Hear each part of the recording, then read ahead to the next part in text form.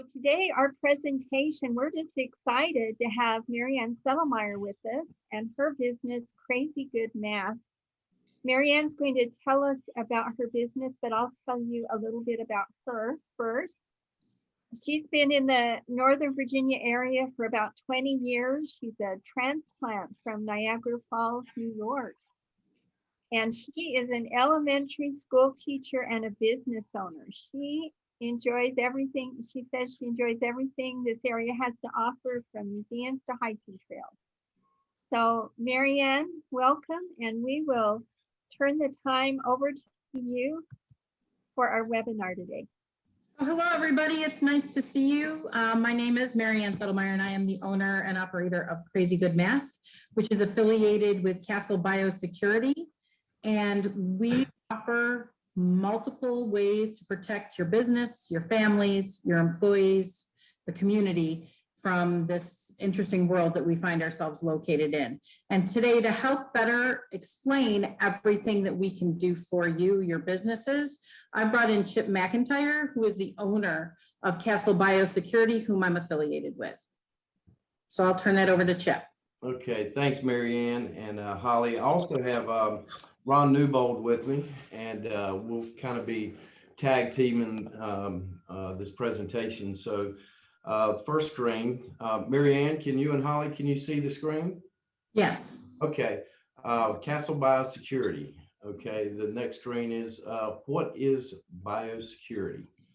You know, it's kind of, you know, biosecurity has, you know, because of the pandemic, we've evolved into something called biosecurity. But I kind of want to tell you that because of the viruses and all the impacts that it has on, you know, our lives today, we have entered into this space. And the next slide will probably explain how it got to this point a little bit easier.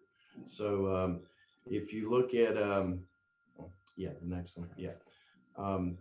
We'll kind of take you through the history here. Ron, why don't you go ahead and kind of go through this part of it right here. Yeah, from a historical standpoint, you know, we really date back, and our products date back to 1976, where it was a Dow chemical, and they had really hard time improving the bonding agent in their antimicrobial and disinfectant. And so they went to one of our chemical partner and for assistance, and they were able to take it to a higher level of bonding and a higher level of quality. So Impact basically became the distributor and sales organization through which those chemicals were provided.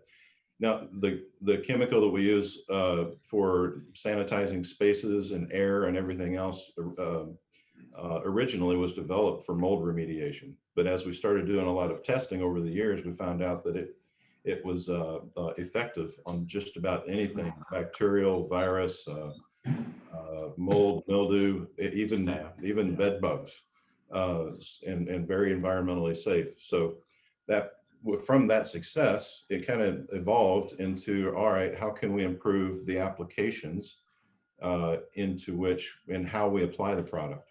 Okay, and all this will make sense as we get into the future slides here about different ways to apply it, different ways to bottle it and mix it, and different applications that we can customize it to. So, you know, as we moved on, we evolved into a domestic sales agency and got into where we're kind of at today, where the coronavirus is something that became kind of a catalyst to innovation, I guess is the way I look at it. And that's what I love about our country is whenever we're faced with rough times, it usually translates into great innovation. And this pandemic is no exception. So right now we're leveraging our success and evolving into something that is defined by a network of strategic partnerships, getting into a bunch of other things. Nanotechnology, which is basically the fiber we use in the masks and the screen barriers, which we'll talk about, is just one of those things. We continue to do a lot of research and development in antimicrobial to find you know, optimal applications and markets for that. There's also this thing about additives, And with antimicrobials, it's a huge evolving market where we can take antimicrobials and embed them into injection molded plastic parts, for example, or film that goes over an ATM machine buttons. And it literally stays in that material forever. And any infectious agent that touches it is basically destroyed on contact. And then of course, during the pandemic, everybody always thinks about the the medical side and the virus and all that. But there before the pandemic, there was a whole lot of masks sold, right, that were non-medical. So on the EHS side, whether it be manufacturing, whether it be heavy industrial plants, there's a lot of opportunities for PPE for us to leverage the technology we have to provide better solutions for folks who are cutting concrete or working in a paper mill where there's basically flammable dust floating around in the air. So there's a whole bunch of other markets and opportunities, I think, that we could provide solutions to. And then what we're calling today is basically the new norm, because, and Marianne, I know you said I can't wait for it to go back to being normal, but I don't know that it ever will go back to normal. But we're going to talk about in a couple slides from now, a couple applications that we are using with the nanofiber in our masks, and kind of give you a little more meat on the bone for that. We also are working with another company that where we're actually sanitizing the air, and I'm not going to kill the buzz on that one. I'll wait till we get to that slide, because we've got a pretty cool little video to show you that demonstrates the technology.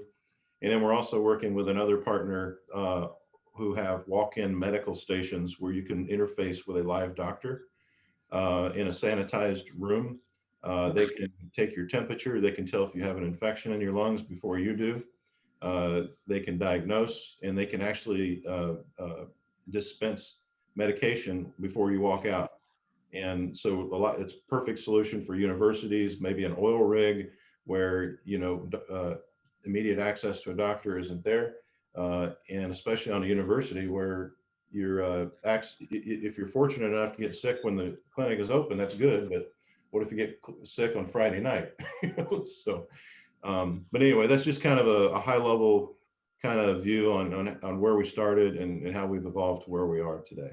So, and I guess it's also worthwhile to point out that we do quite a bit in the aerospace with our chemicals, especially Boeing, which has tested our product and approved it. And I think their results chip was what, 99.8% effective. Mm-hmm. So they use it in all of their planes in manufacturing, and I think they require it on their MOMs too for their maintenance to maintain warranty.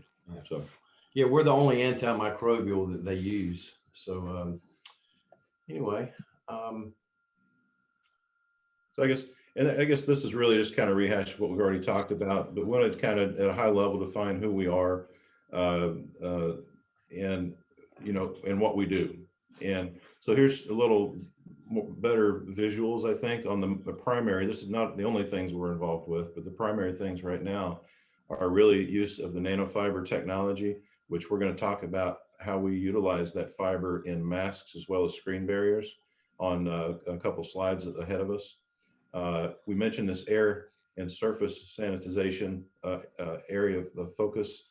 We're partnered with a company called Sanifog for this, and we'll talk more about that when we get to the slide. But also on the kind of the non-fun stuff on the backside, we do quite a bit of custom chemical formulation with our chemical partner. And we also have the ability to customize any type of bottling of those chemicals that are needed. And I guess a little bit eye candy. That's a fraction of some of the chemicals that or the companies for which we've done business, whether it be with the chemicals or sanitizing or nanofiber or any variety of things that we're in. But we're very actively engaged with a lot of universities, aerospace, and other folks out in the field there. So, okay. Any questions before we get into a little more technical stuff? I always say silence is great. So, All right, so one of the things that we have figured out, and one of the questions we always ask ourselves is how can we measure the job that we're doing? You know, you go see all these other companies that Serve Pro and different ones that are coming in fogging and with suits and stuff like that. But the fact of the matter is that most all of them, that once they leave the parking lot and it dries, that place can be reinfected again. So how can you measure what type of job your product is doing? So what we kind of did some research and we found what's called an ATP machine, which is used by the National Guard and the NCAA and a lot of other places to check bio loads. And so we ordered some of these, and you know, one of the things we find out is that people, you know, we would go in to look at certain places and you'd ask them, well, what's your protocol here? And they'll say, well, we're using this or we're using that. And then you always ask the question, what kind of job are you doing? Do you think you're doing a good job? And they all say, of course, yes. Well, how do you know? Well, we just are. Well, how do you really know? How do you test it? Well, nobody's been able to test it. So our company with our products, what we like to do is to go in and test a facility before we do any pricing, any talking about anything. We like to give them a test, and we can go swab certain areas, and they can pick the areas that they want to pick pretty much. And we just go swab it, put it in the machine, and with 15 seconds, you're going to know what your bio load is, if you're doing a good job of cleaning or not. And it's pretty interesting.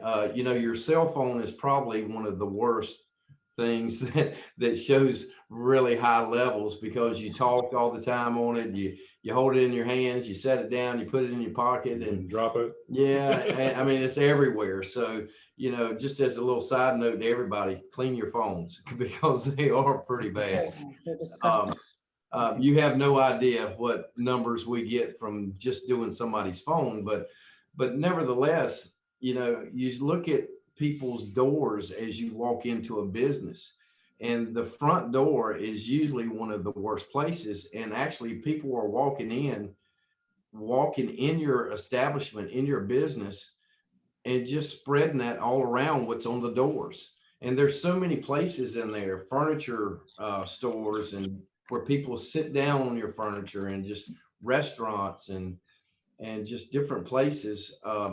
But like I was saying, is nobody wants to test their product because once it dries, it can be reinfected. Our product lasts, it's EPA registered up to 90 days.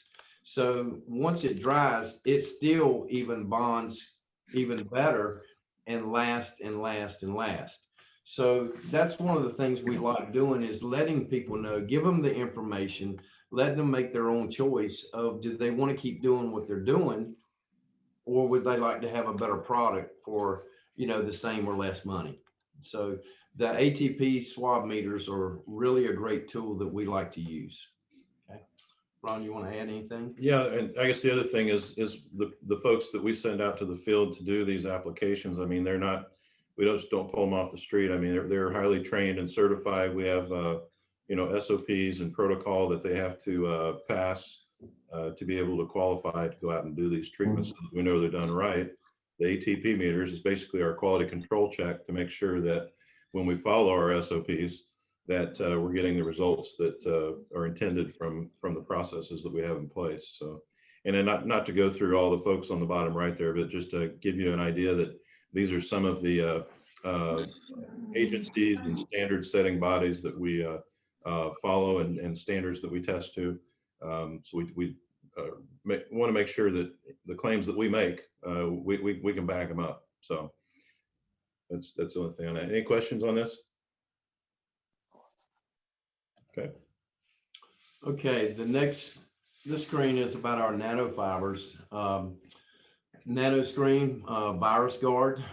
This is the way this kind of started is we found this material that we were having barriers made for, and TSA is, you know, had a huge interest in for us to make barriers for their lines for check-in process. And we'll show you that picture of that in just a minute. But the material has a 90% filtration, which nothing can come basically in or out of it. You can see through it, you can hear through it, which is so much better than plexiglass, because plexiglass is highly flammable, and this is just an alternative to plexiglass. But in looking at the material, we thought that, hey, maybe we should try to make a mask out of this thing. And so when you look at the mask, you think you see holes in it, but when you put it at a microscopic level, this is really what's going on. Nothing can come through it. In fact, if you look at this picture, you can see the tiny particles on the mask and or the material.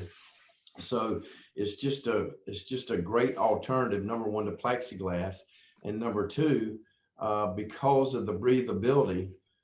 Do we want to show the thing now, or It'll be on the next slide. on the We'll get next into slide? mask. Okay. I just want to say that it's so wonderful because you can breathe and you can hear me and my glasses aren't fogging up. I mean, it's a wonderful product. Yeah. Well, and the other thing too, Marianne, is the beauty of it is, especially with the pandemic that's going on right now, Exactly. if you get down to the science of it, the particle size of the pores in the material are good for 0.02 to 0.08 microns. Now, just to make a comparison, an airborne particle of coronavirus or COVID is going to be 0.06 to 0.14. Okay, but what a lot of people don't talk about is a virus that's airborne without a host, like a drop of water, is worthless. It can't really do much, So when you add that droplet to the COVID, then it becomes like up to 1 micron. So that just even more, I think, improves the story from the efficacy of this material. So Okay. all right, move on to the masks. So why don't we Do the video. yeah, why don't we take this is about a minute and a half video on the material that's used and how it's made. It's pretty interesting. So we'll play this really quick. All right, hope it comes through good. Impact Air, the most breathable two-way high filtration mask available today. Our proprietary patented mask accomplishes this by using nanofiber antivirus technology that provides the highest level of defense available today in a non-medical mask. Nanofibers are so tiny that you never see one with the naked eye. What you see is only a reflection of light. Their true image can only be seen using an electron microscope. Nanofibers are part of the nano world where sizes measure around 1/1000th of a meter. Nanofibers are already changing our lives, giving new properties and things around us. A small drop of polymer solution is the starting point in making nanofiber. The drop is electrically charged in a high voltage electric field to give birth to nanofiber. The fibers are laid over each other, resulting in a nanofiber mat. You can get an idea of the small size of nanofiber by comparison with bacteria, which are unable to penetrate through a nanofiber mat, as the pore size of the mat is much smaller than the size of the bacterium. Nanofibers are thus capable of protecting against bacteria and viruses. A nanofiber membrane can stop water from passing through, such as through clothes. Drops of water slip away on the mat surface. However, textile materials of nanofibers are very breathable because air molecules can get through the same membrane easily. Impact Air, the most breathable two-way high filtration mask available today. So Ron, why don't you walk us through the right side of the?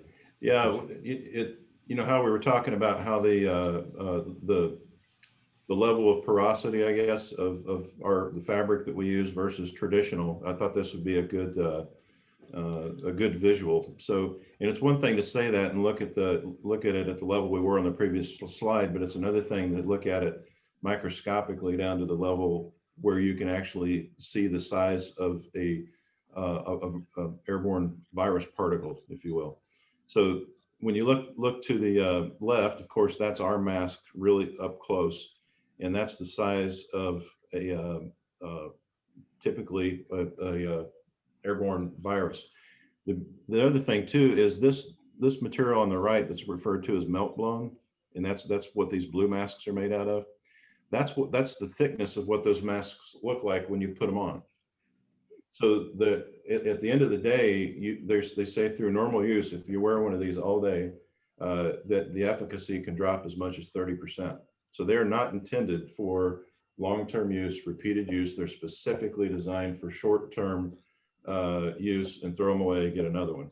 So the beauty is with this being a poly material, we have that level of filtration, but because it's a poly material, it doesn't break down. So, and that's why, you know, our masks, you can hand wash them. You can reuse them for at least 30 days, you know, unless they're, you know, abused or anything, but under normal use, they'll last at least 30 days plus worth of use. So you want to go through that? Yeah, and then you take a comparison, and a lot of people don't even realize that, you know, they think that you can't see through it. And you hear all these little tests, like if you can blow a candle out through it, or you can see through it, or a flashlight, or whatever. That's one thing. But at the end of the day, you know, if you look at the filtration reports, you know, that's isn't that a gator basically on the far right? The Yeah. 30%. The gator is probably one of the worst things that you can wear. The filtration on that's only about 30%. The blue mask, like we were just showing you, they're right at 65% After it wears down. After it wears down, yeah. And then you're looking at the double cloth mask, and you know all these, especially the double cloth, they're so hard to breathe in. I mean, I don't know how you don't pass out before you catch COVID anyway. And then you've got the KN95, I guess. You know, they're 95% filtration. And what we've done, you know, we made our mask a single layer in the very beginning, and those are 90% filtration. But then when the CDC came out and said, hey, you need to start double masking, you need to start doing this, we did an actual extra layer, a double layer on our mask. It really doesn't cut the breathability down that much, but through our testing with Nelson Labs, it came back at 99.7% filtration, which is higher than a KN95. So if you're looking at 99%, you're at level 3 medical. So we have the double layer mask that are still breathable, still doesn't fog your glasses. You know, it's the best mask out there.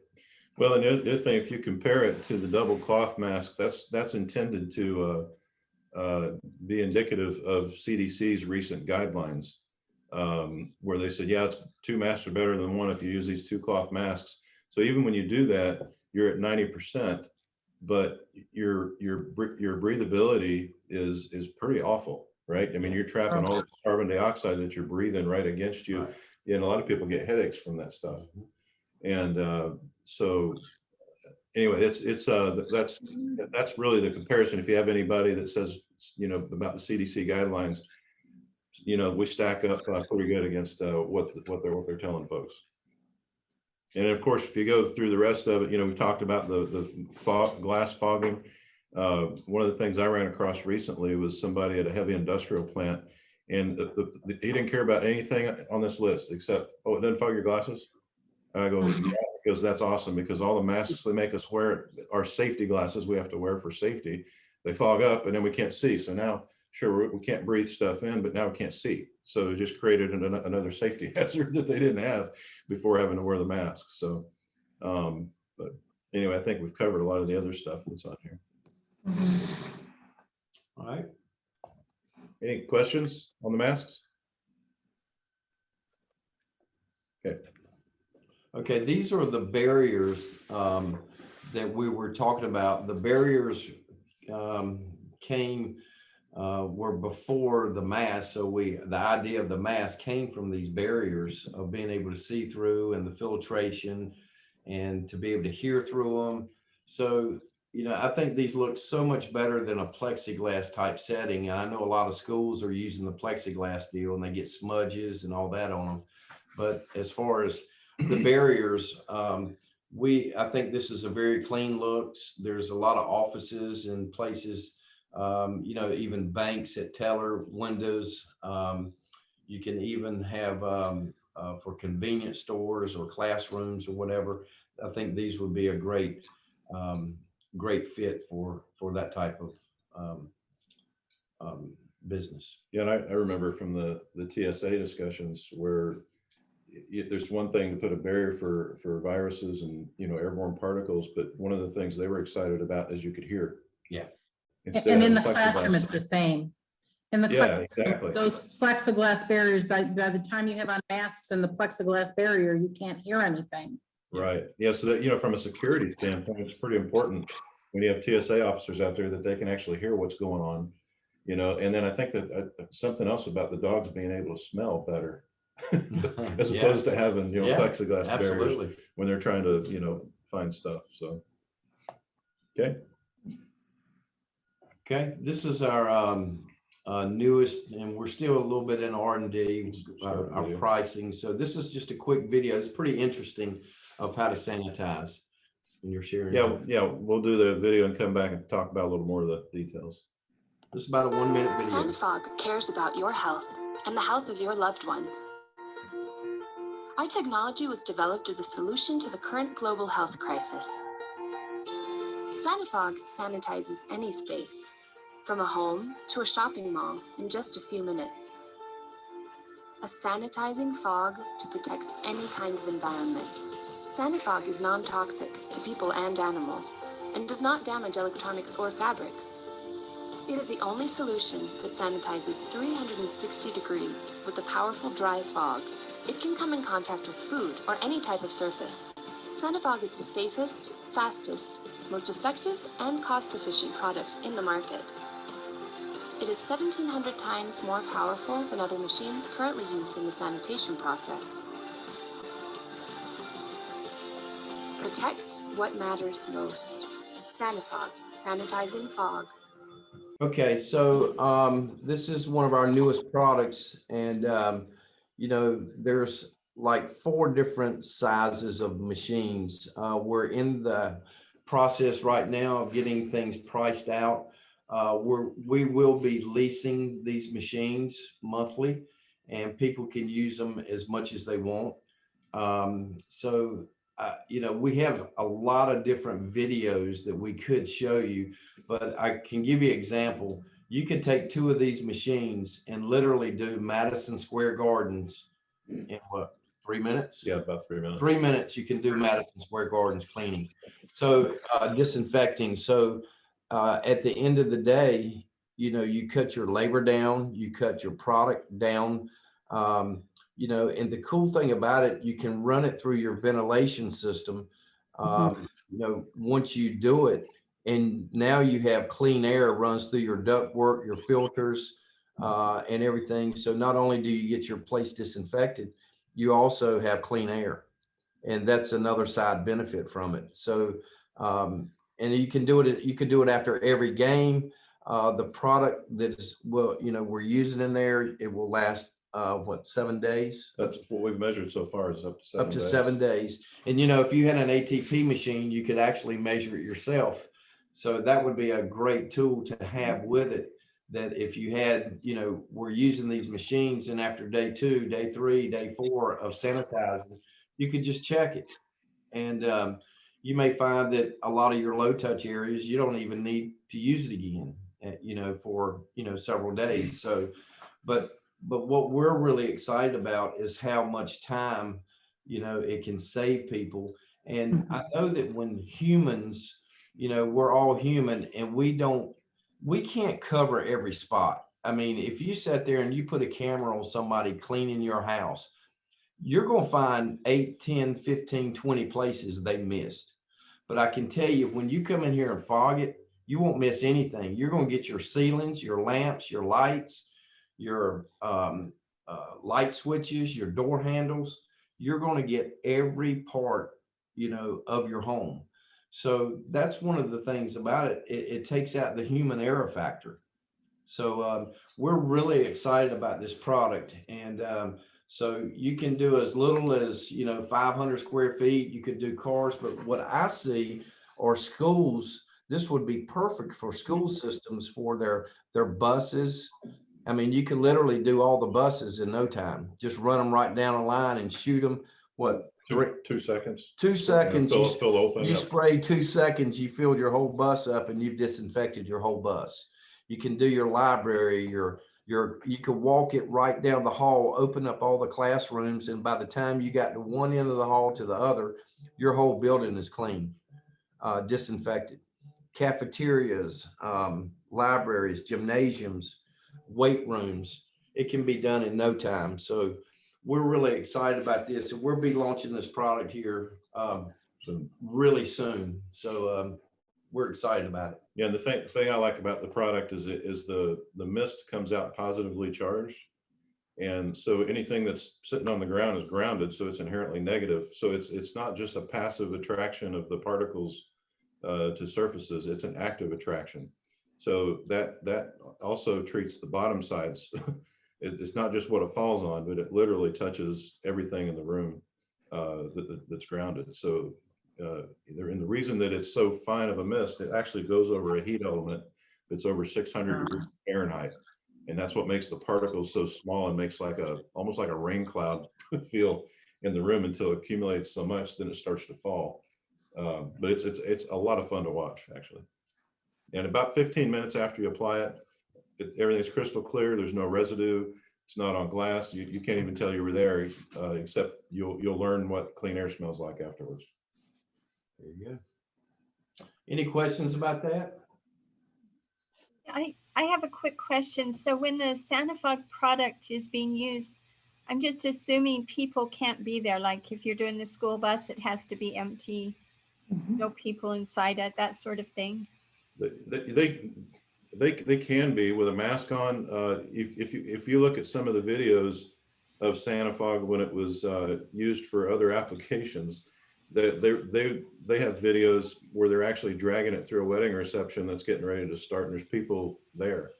The main reason that I would recommend you don't have anybody there is because you literally can't see anything. But either way, it's good practice to not have anybody in the room. Yeah, I would probably not have them in there just to get them out of the way. But to clear the air, it only takes about 10 or 15 minutes and you're good to go. I have a quick question, if I might. Sure.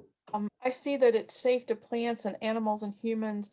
And you mentioned cafeterias. So is it safe for food surface areas? And what about if it touches food? It's absolutely safe for that. And our SDS that we have for the chemicals we use, we'll back that up through from testing, and so you're not just taking our word for it. But yes, it's perfectly safe. Thank you.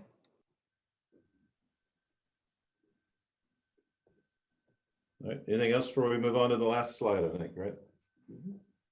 Okay. Chip wanted to give a quick little cameo plug for a couple of other products. Cares about. Oops. There you go. Oh, okay.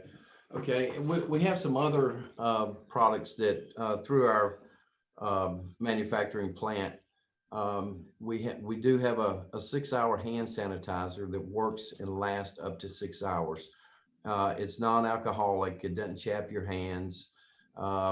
Typically what people use now, the 70% alcohol, and some of them smell worse than others, but pretty much all of them smell like alcohol. But at the end of the day, ours has no smell to it. It will last 6 hours. So if you're going to work or you're going to school or you're going to a football game or a basketball game or somewhere for 3 or 4 or 5 or 6 hours, you're protected. So typically what you use now is once it dries, you can be reinfected again. Okay. And that can come not just from, coronavirus, but, you can still pick up flus and, different, Staph and staph, MRSA, MRSA, all these other things. But with our hand sanitizer, it does last up to 6 hours. So it kind of gives you a little peace of mind. I do it. I keep it in my car. So when I'm driving to the office or whatever on the way for the morning, I just put some on my hands and I know I'm good through lunchtime. And then if I'm going to lunch and I get back in, I'll just do it again for the rest of the day. But I'm not there all day long hitting sanitizer like, a lot of other people. Um, the other thing we have is a detergent.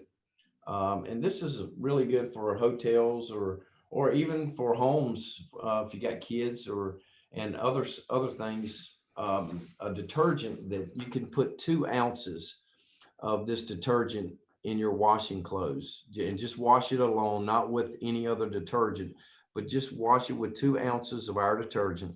It protects your clothing up to 30 more washes. And so you're protected for the virus and other things. But we think this is a really good. We had one group that has a lot of they're not not senior living. It's kind of like a nursing home facility. And the guy that owned it, what he did, he gave it to all of his doctors and nurses. He gave them 6, 8 ounces to take home and wash all their scrubs in. So when they're coming back and forth into the facility, they're not bringing anything out with them on their clothes and they're not bringing anything in. So I think that's pretty good product that lasts for 30 more washes. So anyway, Ron, you want to add to that? Well, I mean, it's good for clothing, but you think in a hotel motel, it's good for the sheets, it's good for the comforter, the towels, basically anything that's textile. So that's the only other thing I was going to throw out. Well, and I just want to say it's good for people. I mean, Well, yeah. Yeah. going into schools, I teach every child in my building.